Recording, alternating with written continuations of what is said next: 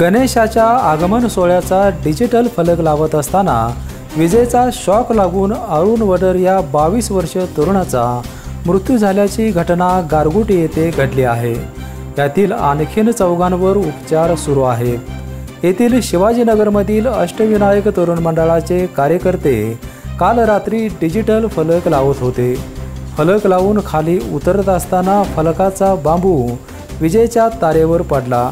त्यामुळे विजेचा प्रवाह फलकाच्या फ्रेममधून लोखंडी शिडीमध्ये उतरला।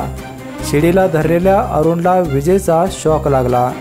तात्काळ त्याला उपचारासाठी रुग्णालयात दाखल केले असता उपचारादरम्यान त्याचा मृत्यू झाला। फलक धरलेल्या अन्य कार्यकर्त्यांनाही विजेचा शॉक लागला। यातील यश शालबिद्रे, अविनाश भोपळे, अमोल सुतार, श्रीधर वडर यांच्यावर कोल्हापुरात उपचार सुरू आहेत।